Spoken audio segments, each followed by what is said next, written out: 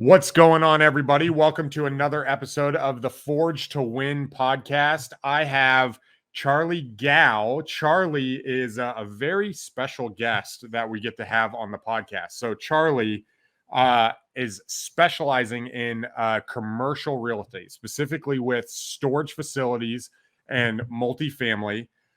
He's got an REI brokerage. He does asset management. He does consulting for the storage. And he's actually managed, I think from what I said, Charlie, or what I looked at, it was you've operated, planned, and managed over 1 million, square feet of storage. I think it is as well. So, man, I am excited to have you on the show. Yeah, that number is actually pretty old, actually. It's because this year we've had more focus on that aspect of the business. So we've actually probably tripled that. Oh, man. So you're up probably closer to that $5 million mark then.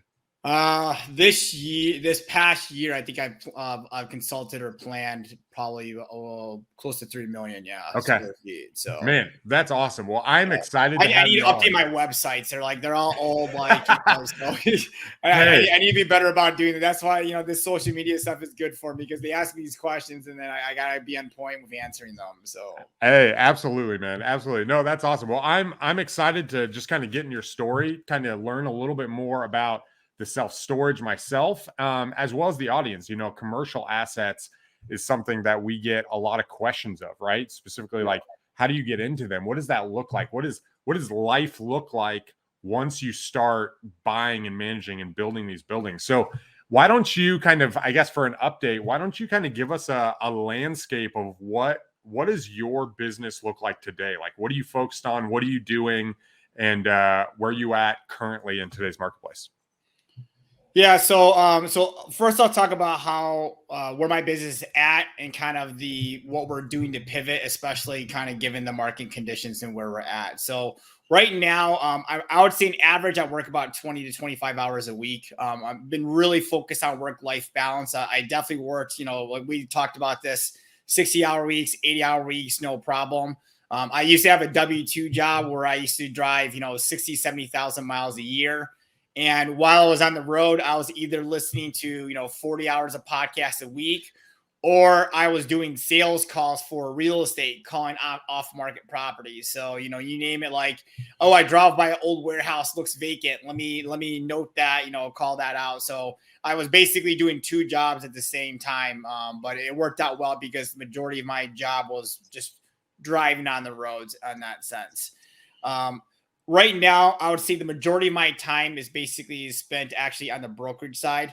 That is not the most profitable part of my business from return on time, but it is lucrative. And so while we're not trying to develop it, surprisingly, it keeps growing. The more picky I get with clients, I find actually the more it's growing, because what happens is we're providing even better service to those clients, and then they're utilizing us more. So even though I haven't spent pretty much any money in that side of the business, that is significantly growing. When you start turning people away, all of a sudden more and more people want to come in. They're like, no way, let me in. Correct. Yeah. So, I mean, it's kind of insane that, I turn away probably about 85% of clients from the brokerage side. I'm getting that more of that back just by focusing on the clients that are giving me a lot of business. And also then I'm getting clients that are very qualified that I think they're so used to there being an interview where they're interviewing me. I'm like, well, wait, I need to ask you questions too, because I'm interviewing you as well. So that's the side of the business that's least lucrative, but taking up probably, I would say, I would say 40 to 50% of my time. And then from there, then we have an asset management portion of our business, which is basically managing our properties in-house, or that of clients, like mostly just on a transition basis. So an example of that would be like, let's say that one of my clients were to purchase a self-storage facility from me. They may have lots of experience in real estate, but not self-storage specifically. Right. We basically would stay on for 2 to 3 months to help them reposition the asset, get the systems in place, and then basically take over management. Gotcha. We don't do anything permanently at this point in time, unless they wanted to pay us, significantly higher than, what we're doing in the first place. Okay. And then basically the building construction management. That is actually the least amount of time that I'm spending in the business, but that's the side of the business I'm trying to pivot to. So right now, rather than holding these businesses and operating them, building from ground up, taking them all the way to stabilize. We're finding that the discount to sell it just brand new, vacant, is small enough that's worth our while to just sell it right away, not even focus on operations, and go ahead and just focus on the next new build, because we can create so much value just by building. Yeah. So that is the portion of my business that we're trying to transition more over to right now. So with these multiple areas of business, right? Like I know we've talked offline, a few times before this. And one of the things that I've mentioned and I think is so awesome is, you put in the time early on to kind of learn and to grow your business. And now you said you're focused on work-life balance. With so many areas of your business, how do you stay not only focused on what really matters and not getting distracted, right? Now that you've kind of attained what you've been shooting for a number of years, and I'm excited to get in that story. What do you do? I mean, I think you just listed literally, Charlie, like 5 different areas of the business that you're focused on, but trying to keep that under so many hours a week. What do you do to just really stay laser focused and, stay closest to the money and the things that are most valuable versus getting pulled into multiple aspects that just aren't worth your time? So I actually worked with a private equity group for a while. I interviewed with a lot of private equity groups. There, for a number of reasons, it didn't work out. One of them being that my dad moved in with us, so taking care of him was a priority. But when I looked at all these companies, they're talking about work-life balance. Like one of the guys I was talking with, that was the CFO of the company. He was telling me about all the troubles he goes through to spend time with his family. Like, I had to reschedule this meeting. I had to do all this. In my head, I was thinking I understand that mindset, but for me, the mindset would be I schedule all my work stuff around my family. The other way around, that's what showing you're really prioritizing your family. So my work day and my normal day reflects basically those goals. So the very first thing every single day, and people are surprised to hear this, but I wake up like 7:25. I basically am getting the kids ready for school, making their lunch, which I really enjoy doing. And then basically they drop off at school. And then the second I drop off at school, my wife and I go to the gym together. So right there, my 2 most important things, basically spend time with the kids, care for them. I'm doing that right off the bat. And then on top of that, I'm also doing my health, which is because I'm working out first thing in the morning. And I'm not waking up before work to do it. No, I made my work day the first thing I do. So I don't start working until about 10:15. Okay. I might get some emails at the gym or whatnot, and obviously there are exceptions where, hey, I got to get through. But then from that point forward, then roughly I'm working from about 10:15 to 3:30 afternoon. And then kids are getting picked up, and then solely all them soccer practices, jiu-jitsu, fencing. I don't know what else they're going to sign up for next, but that's the focus on that. And then typically I'll get 1 or 2 more hours at the end of the day after that. So my schedule, when I do my work schedule, my family stuff is blocked out. There's absolutely no there's no leeway on rescheduling those. I'm picking the kids up at 3:30 every day. If you can't do that meeting with me at 3:45 or whatever, or a different time, then it's not getting scheduled, or we're just not going to do business. Right. There's a phrase I came across a long time ago. So I have young kids as well. I've got 4 of them. My oldest is 11.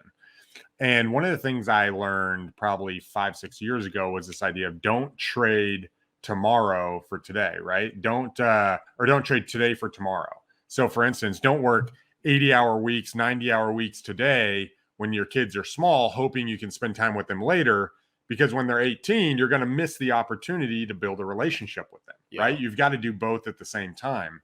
So I absolutely admire the fact that you are looking at that where, this is a specific time for my kids and my family. And if I don't spend the time here, I'm going to miss out.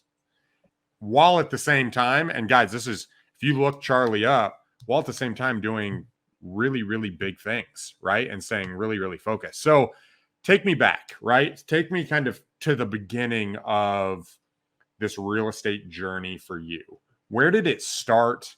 How did you get into it? Like you said, for a while, you weren't working at this current schedule.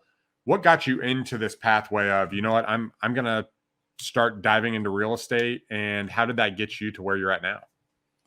Yeah. So, I have been in real estate to some degree, primarily as a contractor, like grunt labor for my family. So my, long story short, my father moved to the United States, did not speak English, but he owned a number of businesses, a drink stand, shoe cobbler, odd jobs, master electrician. And then when he came to the United States, he couldn't speak English. So his job options were very, very limited. And so he took a job as a handyman for this woman that also happened to speak Chinese that had a large commercial real estate portfolio. And then essentially one day, one of the chefs at the restaurant just no-showed. And he basically said, "Hey, I can cook." And she was like, "Okay, like let's be honest here. Like, do you really know what you're doing?" He's like, "I've been here enough. I can figure it out." So he tried out same day on the spot. And she's like, "Actually, you do know what you're doing. Do you want to do this?" He's like, "Okay." She's like, "But I can't replace you with until I have somebody else to be my handyman because I need that more right now." So he's like, "I'll do both." And what that really meant is I'll do both, and my family will help me. So okay. My early memories were breaking every childhood labor law you can think of. Having OSHA on site saying, "Hey, why is that kid on the roof doing a flat roof on that commercial building?" Or, "Hey, that kid can't be tied to a tree with a chainsaw." So that was my experience. And to kind of summarize what happened is no surprise. I was like, real estate sucks. Why would I want to do this? Right. So I got out of it for 10 years. And then I kind of realized, like, I worked with a lot of clients that were doing really well in real estate.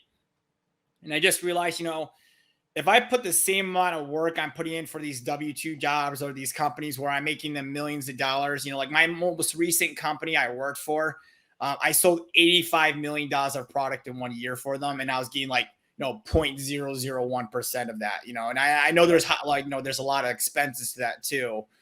But that's when I realized, if I can just figure out a way to make this more passive, my dad, not lifting the toilets, not doing the demolition, not like stepping on a nail, then I bet you I could find a way to make this a little bit more passive. And so, at the beginning, I was very heavy owner operator like my dad, but then eventually I did make that transition over. So when you started getting into this business yourself, when you say you're an owner operator, did you start in the commercial space? Did you start in the single family space? When you left, like, where did you start jumping into running your own business? Were you the broker initially, the builder? What did that look like? Yeah, so really, I really started out flipping houses basically right off the bat. We were buying stuff, off the MLS, foreclosures where there was a ton of REO inventory.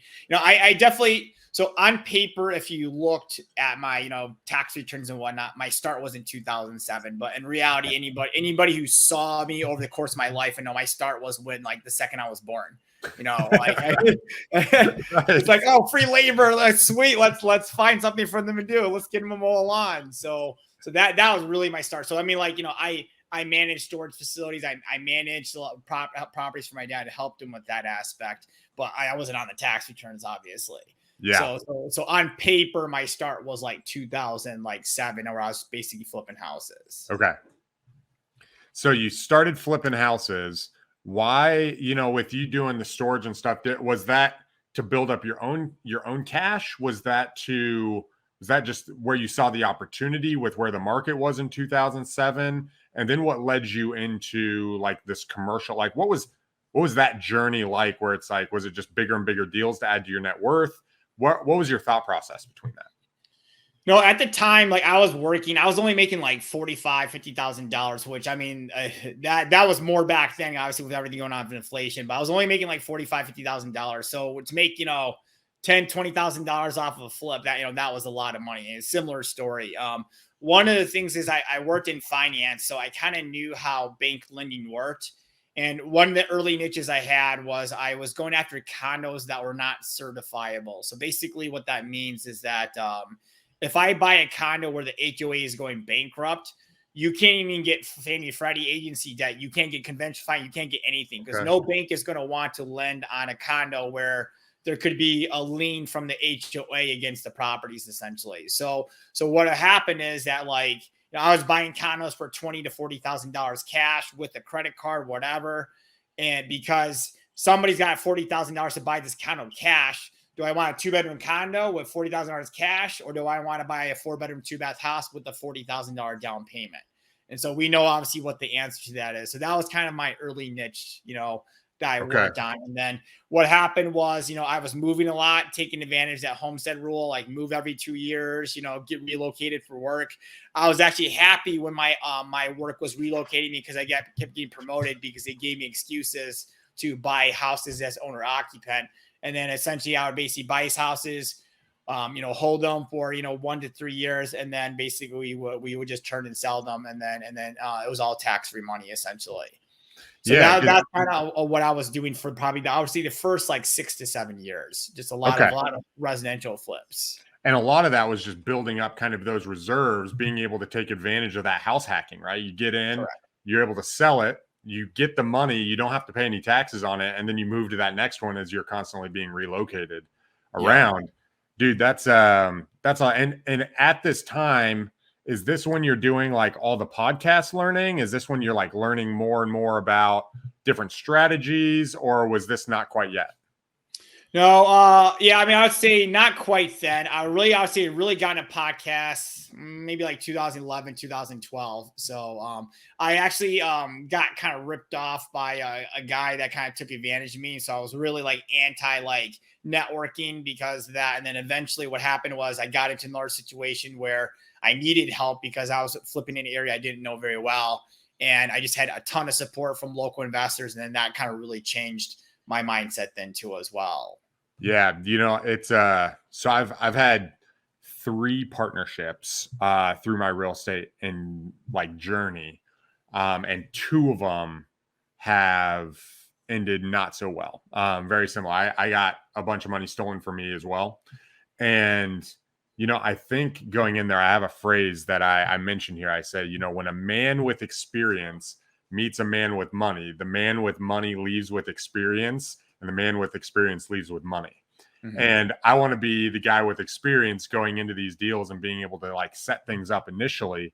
And through that process, I've learned to be a better businessman, right? A better person as I'm coming into the deals, to analyze it and say, hey, what's the end goal? Do we have an exit here, rather than just, hey, we're getting married forever, and we're going to go in here and then things go sideways or life changes and we don't have an agreement there. So let me ask you this. What along the way with, jumping into self-storage, jumping into real estate, flipping houses, I imagine it wasn't just sunshine and roses the whole way, right? It wasn't just, I've been doing this now for 10 years. It's not just like, 20 grand, 30 grand, 70 grand, 80 grand. What was something along the way that was like a really bad decision for you? And how did you process that?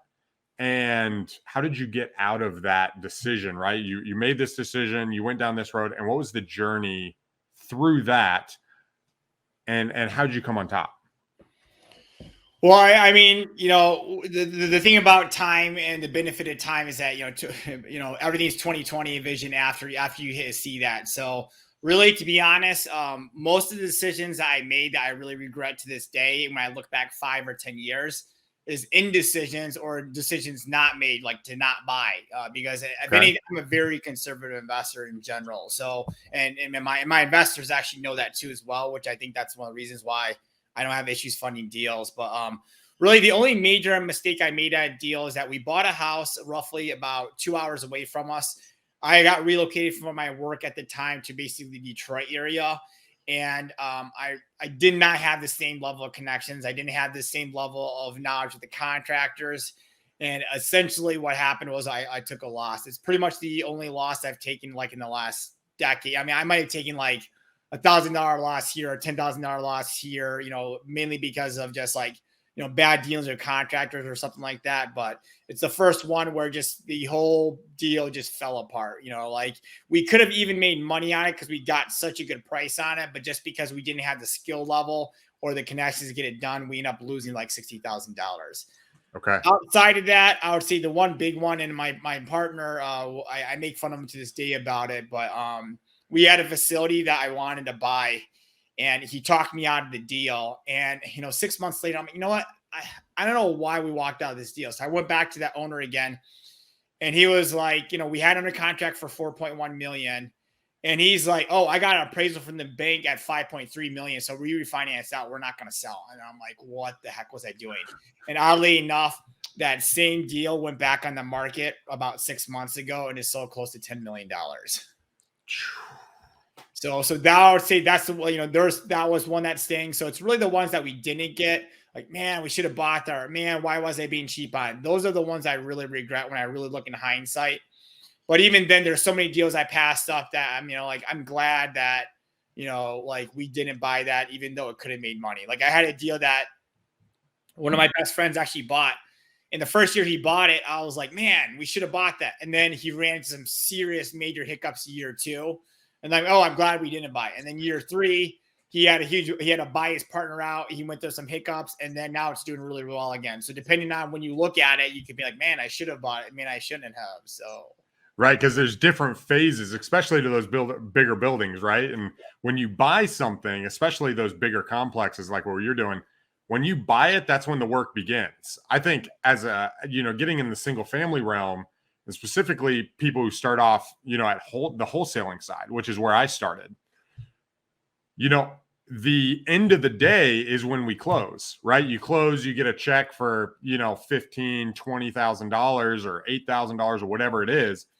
That's payday. That's the end of the day. But when you're buying these bigger deals, that's when the business starts, right? Every deal is kind of its own business. So do you have like a formula or a criteria now that helps you kind of avoid missing out on those? That, hey, if it falls within this range, the answer is yes. If it falls within this range, the answer is no. How do you judge that when you're coming to a new opportunity? Yeah. So, I mean, especially when it comes to smaller deals, essentially what I do is I have, in-house formulas that we do that are very conservative underwriting, where if the deal still breaks even, I use the underwriting model and I know I won't lose money, then basically, okay, we'll take a deeper dive into it. Cause I had a client that asked me like, hey, I did all this analysis, and they sent it over to me to look at. And it actually really wasn't a client. It was more of just like a friend that wants to become a client. And I'm like, honestly, like, I know this is not what you're looking for, but I just use this basically super high expense ratio. I throw that in there. And if those numbers still work with the high expense ratio after pro forma taxes and I don't lose money, then, I know I'm going to get quality tenants in it, then I buy. So I don't go into like, hey, let's dive into, okay, how much gas is it per month? How much electricity consumes? Because you got to think of it like this way that, if I'm making $40 an hour, I have time to underwrite these deals that quickly. But if I'm underwriting a deal that's going to cash flow me $400 a month, I can't spend 5 hours underwriting it because that 5 hours could cost me $50,000 essentially. So for the sake of that reason alone, I can't underwrite these smaller deals because the return is just not going to get the return on time I want. I had a client that essentially had $10 million liquid, and he was buying like 4plexes and 8plexes, like small deals from me. And this guy's older. And the whole reason I met him is because he said he wanted to get out of the business and retire. And of course that never happened. And I'm like, what are you doing? Like, you're buying this 4plex. Yes, it's $400 a month, $500 a month of cash flow, but ultimately, like, it's such a low amount for you. You could just take that 10 million, invest it passively in syndications, and all these different deals, get 8% completely tax-free with double-digit returns on the back end. And I'm pretty sure you can live off 800,000 to 1.5 million pretty easily. And you still get to look at a lot of deals. And so essentially that's kind of this is exactly what he did. And so, our model, actually, we've been doing a lot of that too. Like, people don't realize this, but even though I am very hands-on on my deals, I do invest passively in a lot of people's deals because that's true mailbox money. Like, I have, even though I have in-house management, that doesn't mean it's completely passive. I mean, I went basically 3 weeks without working at all, trying to transition my dad's healthcare here to Michigan when he moved in with us. So I saw like what happens to my business when I kind of completely step away, and it's like somebody has to make some decisions. My staff, depending on their trust level within the company, which really it's only 2 people, they have a spend, they have a discretionary spend. So like, one of my VA, they have $1,000 where they can just spend at their discretion. They don't have to ask me. And then we'll review those decisions basically at the end of the week. And if it does not work out well, maybe we take the spend. My other one, he's got a $10,000 spend. So he can make $10,000 decisions without me. Now, that a lot of people can't handle like giving somebody a $10,000 decision to make, but it's either me doing it or somebody else doing it, and the time lost for that. So worst case scenario, they lose $10,000, then we learn from it. And to be honest, there's more loyalty when they make a mistake. You just say, let's just move on and learn from it. Right. Yeah. Once you kind of sit down and unpack that mistake and just like, hey, this is what it looks like. We can't make this mistake again. They realize like, oh man, Charlie's really trusting me. I need to step up next time. And I like that. So I want to go back to this idea of truly passive money, because I think a lot of, and the time versus investment, right? Because I think a lot of us, we jump in, we're like, man, we want to build a passive portfolio. We want to cover 100% of our asset or 100% of our income with passive income, right? And just kind of replace that and become kind of 100%er off of passive income. How do you decide? Because it's easy to be like, oh man, that deal will make me $500 a month. And that's a really good deal. But then saying, man, is that deal really worth my time? Because I could put this money into this deal and I don't have the time investment. I don't have the management. I don't have the operations. Like, is there a process for you deciding, I want to put a certain amount of money here? Is it once you read a certain, let's say like amount of money in the bank where you can allocate things differently? Because a lot of our audience, right, they're in that medium to beginner stage, right? They've maybe done 3 to 30 deals, okay, where they're getting started. And I think the mindset that you're talking about is something that a lot of people dream, right? They're on this journey towards, how do I get freedom for myself? How do I escape the rat race? How do I, live the life I want to live? What would your advice be to someone kind of in that range as they're on this journey? Would it be to put cash away? Would it be to gradually trade up portfolio to build that passive? What would you recommend? I mean, I guess it just really depends, like, on the person, because, like, like my sister, I think she's considered getting real estate, and I come into people all the time where they've done really, really well. They're 52, close to retirement, and they kind of talk about kind of some of what their goals are, and I'm like, if you're trying to retire in 5 years, to be honest, like your first 3 years, there's just so little production, because it's just, you need 3 things in real estate. You need capital, you need knowledge, and you have time. So in that case, if you only basically have, if you're 52, okay, you got another 30 years on this planet possibly, so, and then you don't have the knowledge yet. So really, you just leverage it. So like, I had a client that like, they had a capability to basically invest they're a physician. They had the capability to invest $300,000 a year. And so, we put that plan together. I'm like, well, so if you put $300,000 a year for 10 years and getting at least 8% tax free, which is super important for a doctor because their tax rate is super, super high. What does that look like for you? Does that get you to your goal? And then you don't have to worry about flipping houses, trying to manage, people, and then you can still focus on your medical practice. And so ultimately that was the decision that they made, is that it's not going to make sense for me to spend another 3 years trying to learn all this, especially because like, let's say that they pass away in that 3 years. All that knowledge they had basically is completely gone. And then they haven't done anything to leave their family. Whereas if they were to pass away year 3, they put in $900,000 away. Okay. Well, they created like $90,000 of passive income that their wife and kids get to live off of. So that's the things that, I taken age for one. I taken basically where they're at on their W-2. If somebody's making $25 an hour and they're 40 or 52, then for sure they're not going to put away $300,000 a year. So I'm going to tell them I think you should get more active. It's just like when people ask me like about property management, and and they're like, hey, they charge me $30 to hit that electrical go or hit the breaker. It's like, well, I actually think it's pretty reasonable, but let me ask you this. How much money do you make per hour? Say, oh, I make $25 an hour. I'm going to go, well, that's wise, because your time is worth so little, or how you value your time. You don't value other people's time. So, like I tell people, at least in my area of the woods, if you don't value your time at least at $50 an hour, you shouldn't get management. You should just be prepared to self-manage, because otherwise you're always going to be nitpicking at what they should be doing, when it's really, you need to make your time worth so much that, I try to make my time worth so much that like I'll give you an example. We're buying a vacation rental where I can save $900 on a mini split. But the guy was just kind of iffy, not the greatest response guy. Whereas I know this other company, there's going to be zero hassles. I don't have to worry about them actually doing it. I don't have to have my realtor go back on follow it. So I'm probably going to pay $900 simply just because I don't want to have a headache. Because if I spend an hour or a half hour trying to undo that headache, all of a sudden I'm at a loss. You know what I mean? So those kind of mindsets as far as value and time for money is big. I want to cut you off there because I think this is a really good point. How do you value your time more, right? Because I think, is it simply a mindset of like, yo, I'm just going to have someone else do this for less? But then don't you have to focus on higher value activities? Like, how do you gradually, let's say, move up that, right? If you're used to being a $25 an hour value, how do you move that up to $150 or $200 or $500? Or like, what's that graduation process look like? And how can someone travel down that? So I'll use the most common example I see, which is basically people whether to flip their own house and do their own flooring or versus have somebody else doing it. Flooring is very easy. So I do say a lot of people, yeah, you can do that on your own. Because I mean, you watch the short tube video too, but let's say that you want to do tile in your bathroom. And right now I have no idea what tile is costing, but I think it's like $30 to $40 a square foot is what people are charging for tile.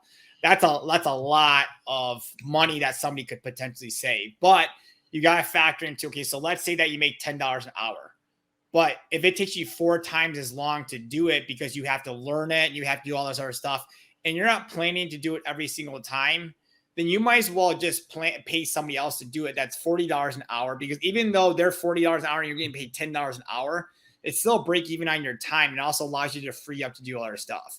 Now, like obviously, like if you are very good in the trades or you plan to do tile the rest of your life because you want to go into as a profession, then obviously that's a completely different scenario. But if you're looking to only do something 1 time or 2 times to save money, then let's just go right to basically the end game, which is basically just pay somebody else to do tile every single time. Like for me, like I can do flooring because that was one of my main jobs I had when I was in college. I can do flooring faster than anybody. But at the same time, I'm kind of like, okay, well, I'm paying $275, $350 a square foot. I'm not really saving that much money to have somebody else do it, even though I am doing it faster. So I really, really do flooring. I mean, like, it's just how it works out. The only time I do something is because like, it's on the weekend. I can't get a contractor out. Like, so I just recently, we had some friends that were going to stay with us and I forgot to hook the seat downstairs to the bathroom we rarely use wasn't hooked up. So I did the water shutoffs for that. Cause I've done that plenty of times, but we've all had it happen where, oh, it's a simple fix. You just got to do this. And okay, 10 trips to Home Depot later. It's like, why the heck did I try to do this? So even I have situations all the time where I'm like, this could be a 20-minute fix, but it could become something that becomes 10 hours. So I just, so it's been a huge mindset for me, just like hire it out. Like arguing with contractors overcharge me by $150. Is it worth arguing with some guy to do that? Possibly, have him do something like stupid later on. Cause I've had bad dealings with contractors to the point where the police had to get involved over a stupid argument that I should just pay them $150, even though I thought they were shaking me down. So, yeah, it's funny. Just this last week, I was out with my team and we were talking about this, the trips to Home Depot, needing to shorten that and really plan better. So we're not, it's 20 minutes there, 20 minutes back, and you're there for 45 minutes. Guys, I'm paying you. And if 2 of you go, I'm paying both of you to go. Like, what's going on? And so that's really, really good. All right. So I want to switch over. We talked a little bit about feasibility studies before we jumped on, right? And what you're doing on the feasibility consulting, what you're doing with these studies, and something that, I would say, just from watching some of the videos you've done and learning a little bit about your business, the ability to recognize an opportunity and work it. Can you talk a little bit about, what you do there, what that looks like, what people should look for on that side? So I had a deal a few years ago that I did where I essentially was just myself and my investors came to me essentially and they said, hey, we need you to take out key personnel insurance, which basically means that like if I die, they have an insurance policy against it, because if I die, the deal is going to fall apart, essentially, especially if we're doing new construction. It would just completely fall apart. And that was really eye-opening for me, because I know how to do every aspect of the business. And normally I learn the aspects of the business and then I train somebody else to do it. Whereas there's some people that just find something and know how to do it right away. And then there's obviously benefits to doing that way, because I learn nuances that other people never learn. But, my business, we pretty much handle every aspect. We don't do engineering. We're not actually building the units, but, I have a very strong background with working with engineers. So like, if you saw one of my videos, I actually talk about how to build a sketch to give to the engineer to save a lot of billable hours and things like that. So all aspects of my business, once we basically have learned that kind of our approach, we are immediately building out standard operating procedures to kind of go from there. But, as far as the feasibility studies, how that came about is that, we were spending like, $3,000 feasibility study. And I was not feeling like a lot of great value from it. It was just all computer analysis. There wasn't a lot of really I'll use an example. Like, I have a property that we have that is in a vacation area. The population is only like 3,000 people, but I guarantee if you go on a busy summer day on any one of those 7 lakes, there's probably 3,000 people on one lake alone. Just like, there's everybody's vacation property, and then they're storing their big toys, their boats, their RVs, their all their inflatable toys, they're storing it there. So it didn't look good on paper, but then, from a desktop study, they're not looking into those kind of details to understand that. And so that's kind of why we brought feasibility studies in-house. The other thing about it too, as well, is that even when you do them and you know how to do them, especially if it's your first deal, the banks want to have a professional third party. So towards the end, before when we stopped doing them or stopped ordering them, we were basically doing our own study, giving it to the feasibility study company to look at, and they were basically copying all but one page and giving it back to us. And then the banks started noticing that too. And they're like, okay, you don't need to order a third party anymore, because, we know that, you know what you're doing. Well, and if your studies are more thorough, right? Correct. And more thought through, like, hey, these are my reasons, rather than someone who just wants to push a paper and make a check, I'm sure that's much more valuable from a bank's perspective. Yep. Cool. All right, man. Well, so I really appreciate that. The last question before we get into our speed round, which at the end of this is kind of like a round of value we give the stuff, is what's something you've done in the last few years that you're like most proud of, right? That when you look back at, man, I accomplished this. This is what I've built. What are you most proud of through the work that you've built over the last, number of years that you really just take pride in? The biggest thing is completely non-real estate related, is that I can pick up my kids from school every single day, take them to school every single day, make their lunch. And then my wife, we got spa days all the time. It gets lonely being the only guy at a lot of these events with a lot of moms, I'll be honest. But, I am as ever present as any dad could possibly be for their kids. So that's my biggest thing. As far as kind of a philanthropy standpoint, it was difficult, I'll say, to give away that much money, I'll say, but it was also very rewarding at the same time. But last year on the brokerage side, we basically donated the entire last month of the year towards charity, and we allowed the client to choose. So, we donated basically $71,000 of commissions in 1 month, to charity. So that was a big thing. This year we're doing something similar, but trying to get the clients more involved. But I think that was kind of a big milestone, because I think people always talk about giving away, but it's so hard to at the beginning, because it also cuts away from the growth for a business. And so we had, the chance to finally let's see what we can do. Now, obviously it did affect the business a little bit to not have an entire month worth of income, essentially.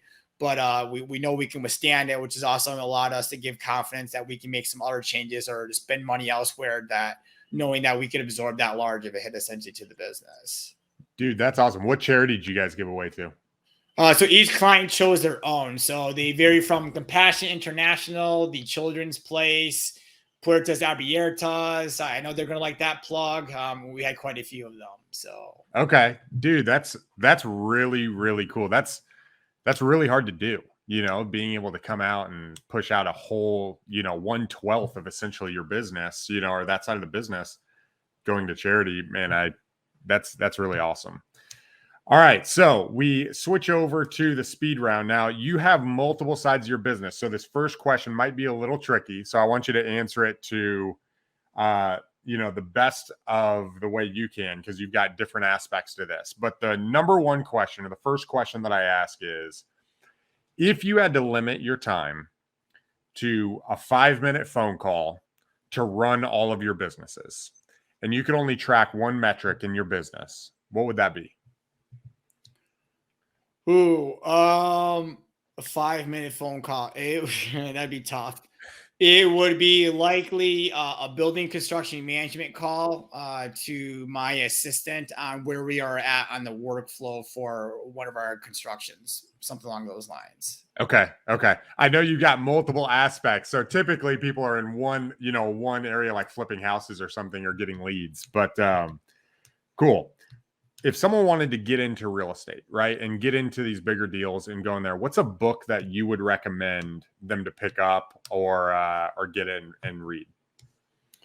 I guess it would depend on the person, because for one person I could say mindset, a mindset book. Another person I could say, but outside, like Rich Dad Poor Dad, some of the other big ones. A big one for me was Brian Tracy's Maximum Achievement.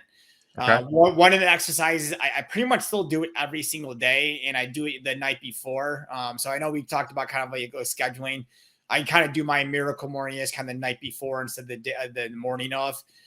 Is that I look at all the things that could impact my life or impact my business, and I basically look at, okay, which one of these, if I do this in the next 24 hours, is going to impact the business my most. So just that first question you asked me, I really didn't have too much issue answering that, because I basically did that exercise yesterday. And the reason why I answer that question that way too as well is because if I don't make that 5-minute phone call and it doesn't get made, it could cost me $100,000. And so there's not many things that a 5-minute conversation could save me $100,000 or more or whatever. So that's why I kind of made that decision. So a lot of really good exercises, a lot of good mindset stuff as far as, diving back on how little change you have to make to really have it take effect, as long as you apply over time. Man, that's a super strong answer. Guys, go back and listen to that, because that's amazing, man. I think that also answers the question of, how do you value your time? How do you increase that time, knowing that, this conversation affects $100,000 of revenue? It's like, let me do the things that are closest to the money and that have the maximum impact. I feel like we could just end it right there and just call it good, but I got a couple more. So, what do you do, or what did you do to intentionally network with other people at your level? Well, at my level, a lot of times they're actually finding me now. And that's because basically it's all through like referral network and whatnot. So, at the beginning, I started a Facebook group, Metrogram app, as a real estate investors. And the intention for that group was just to simply help people. I think that's why it grew so fast and organically, because there wasn't an agenda to solicit people. But really at my level, if you help people and you don't expect something to come back your way, that's really the biggest way to kind of see things happen. Like I had a partner of a partner, basically, that I noticed on some loan paperwork, we did a deal together. And I noticed like on some loan paperwork that they sent to us, that, hey, are we seeing this prepay penalty? This is not market. It's not market that we're getting hit with a prepay penalty year 5. With our level of, relationship, we should only have to be paying a prepay after year 1 or year 2. And so I say, I think you should leverage the bank, to say that from now on. And so every deal forward, he's doing that. So, I mean, you think about it, saving a 2% prepay penalty on $40 million of product, that's a huge savings to that person. And so just that little tidbit of just me noticing that, I didn't have like any agenda to, I just say, hey, that we should do that. They've actually become a client of mine as well. So that's awesome. If you lost everything today, or, it was to, something was to happen and what you've built is collapsed, where would you start and what would you do to rebuild it, or what would you do next? I like to think that wouldn't happen because the type of assets I'm investing in now is more geared towards asset preservation, meaning I'm investing in areas that if that area basically got destroyed in value, like it's just like if I'm struggling to feed my family, imagine what the 99.9% of people underneath me are struggling to do. So from that standpoint, I used to worry about that. I used to be worried about poor all the time. I don't really worry about that anymore. I've diversified my assets enough that, I don't see that happening. I'm in healthcare, I'm in storage, I'm in mobile home parks, title, mortgage services. Or trying to get into the wedding venue business. I have so many different things, aspects of the economy. I even have hedges against inflation. I have hedges basically against real estate even that wouldn't happen. I think the most likely scenario would be that we would lose our broker side of the business and maybe commissions would go way down, and maybe take break even on some of my properties. But I don't really foresee that happening because I have equity in my properties. I have low payments. So if it were to happen, it would be just simply, I don't know, maybe less vacations for us. My house, just to kind of give you an idea of how well I live below my means. I don't have a fancy background. You see, obviously, the medium price for a house, I'm about 20% below. So I'm not even living in a house that is median household of the Kent County, Grand Rapids, Michigan. So that gives you an idea that I don't really worry about that anymore. I live so far below my means that it would take. I would not even be worried about myself. I would be worried about the 99.5% underneath me and what's happening to them because the economy would have to completely collapse. Gotcha. Man, that's really awesome. Charlie, I really appreciate you coming on the podcast today. If people wanted to reach out to you or connect with you, what is the best way, or where should they go to connect with you? Based on my social media files, which is very minimal, my YouTube channel, Twin Oaks Capital, I provide a lot of content specifically around self-storage and development there. So if you just type in Twin Oaks Capital on YouTube, you'll find it pretty quickly. And then my Instagram, so Charles C, and then my last name Kao. Those are generally the best spots to find me as far as getting content. My other social media platforms are actually very private, so it's hard to find me on them. Awesome. Well, I'll go ahead and put a link on that here in the description. But Charlie, man, thank you so much for coming out today and coming on the podcast.